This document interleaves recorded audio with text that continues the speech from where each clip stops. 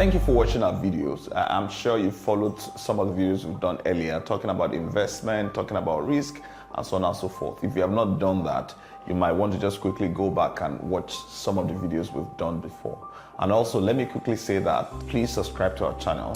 Just click on the link below somewhere in this video so that you can get updates as we release new videos. We're going to be releasing videos that will change your financial life and then generally that will guide you as per investment. Today I'm going to be talking about how do you build your portfolio, how to structure your portfolio. Now, what a lot of people don't know is that building wealth or creating an investment portfolio requires you to sit down and plan. It's like building a house. How would you imagine it if you just came to a site where we're constructing as a potential customer, and then you see us digging, you see us putting iron, I say, what exactly are you building? Is it a 2-bedroom, 3-bedroom, 4-bedroom flat? And we just tell you we don't know. Will you buy the building from us? Of course you will not buy. So if you won't buy a building that you know that because we don't have a plan, why would you actually live your life and try to build wealth without first of all having what you call a financial plan and what your portfolio should be like? So that is what we're going to be talking about. So what are the things you need to consider when you're building your portfolio? This is not exhaustive. I'm just going to try to summarize in 5 minutes so that you can go about your business. Now, there are about 4 things here that I think you should look out for when you're building your portfolio. Number 1 thing is your knowledge. Number 2 is your age. Number 3, your risk aversion. Number 4, what exactly is your goal? Now, let me even start with the goal, because a lot of people, when you say what exactly is your portfolio goal, what they tell you is, I want to be rich. I want to be rich is not a portfolio goal. You want to ask yourself, I want to generate enough cash flow to sustain my lifestyle. I want to generate X amount of money every month so that I can retire on that amount. I want to build a portfolio that can generate that, or I want to build a portfolio that can generate so volume of cash on an annual basis. That is a portfolio goal. Or you could just say that I want to build an asset base that is worth ₦1 billion. That is a goal, because when it's worth ₦1 billion, you can decide I want to liquidate a part of it and move it to this particular investment so that I can generate cash. That is how you actually set a goal. So please, if you've not set that goal, how much exactly do you want to be worth in terms of your balance sheet, your personal balance sheet, or your net worth, in terms of asset, in terms of investment, and other related instrument? That's the first thing. And then when you are setting your goal, you need to ask yourself the second question that is related to age is, how long do I have? For example, if you are 18 or 19 and you're listening to me and you're trying to create an investment portfolio, you have like 30-40 years to actually build that. So you could ask yourself, how long do I have? So if I'm 18, I have 40 years to build. So because that would affect the instruments you put in your portfolio. So if you are 18 to 25 to maybe before you hit 30, you can afford to actually try out your hand at higher instruments with higher risk, because even if you fail, you still have time to make up for it. And also you are trying to say, can you speed up the process of creating your portfolio, your investment asset, or your asset?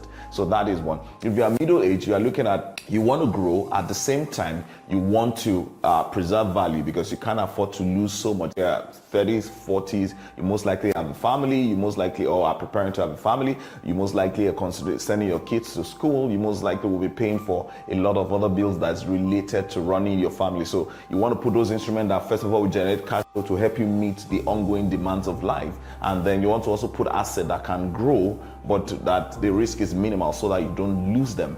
And then if you are above your 50s or late 50s and 60s, you are near retirement, or you are at retirement, what are the instruments you want to put your money in? These instruments are supposed to be the safest of all instruments, and your focus at that point significantly, I'm not saying 100%, but 72% of focus should be generating enough cash flow to sustain your life and preserving the value of the asset you have. Because if you lose it at that time, it might be tougher to build it up. I'm not saying you can't, but because you are not, most likely for most people in that age group, in terms of the power, the ability to generate active cash flow might not be there. So for example, if you're the young man, you still have enough time, you're a little bit aggressive about building your portfolio. Equities is there, real estate speculation, particularly land speculation, is part of what you want to look at. And then because you're looking at, okay, you also want to, in the long term, get some cash flow later in life, you might even do a mismatch of annuity. If you're in the middle, that middle group, you're doing a lot more about your bond. That is what the pension fund, that is how the pension funds that we have,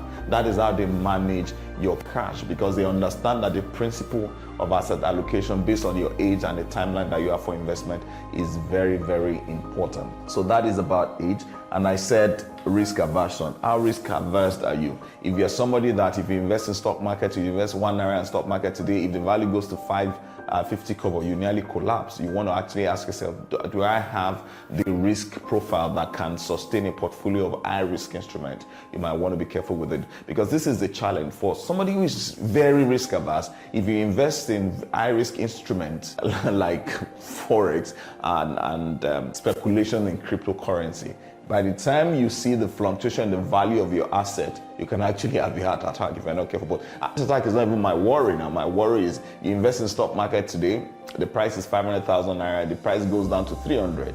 The non-risk averse person most likely say, look, I've had enough and sell it off. Meanwhile, on the long term, that stock is still going back to higher value, but they would have lost the potential gain they could have because that is their risk profile. So that's what I mean by so you need to understand what you need, what your risk profile is. For those of us who might not even understand the concept of risk profiling, you might want to go to www.casafina.com.ng. If you scroll down to the bottom of the page, you will see a risk profiling tool that you can use to assess how risk averse are you, or how risk averse should I be, and then based on that you get a comprehensive report that will show you what kind of portfolio that you should build. And then the last thing is knowledge. Knowledge is the most important element in this whole column. No matter your age, your goal, or how risk averse you are, the most important thing you could have is knowledge. Knowledge actually helps you to reduce risk, shorten the time you need to achieve your goal, and reduce the time you're going to spend toiling and working. So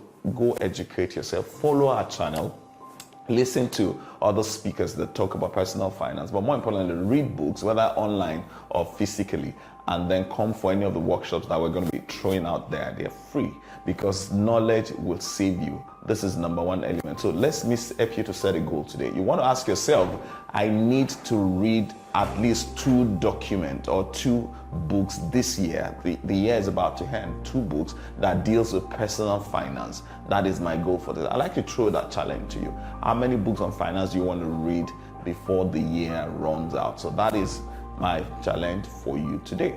Before I go, let me ask you to quickly click on the link below and subscribe to our channel. It's important you do that because we're going to be sharing more. I'm sure that maybe next session we're going to be talking about how do you invest in real estate, what kind of real estate you should invest in, and should it be land, should it be in city, out of city, should it be house, and so on and so forth. Those are the things you're going to be learning. Until I see you next time, I'd like to say thank you for subscribing to our channel and thank you for listening to me.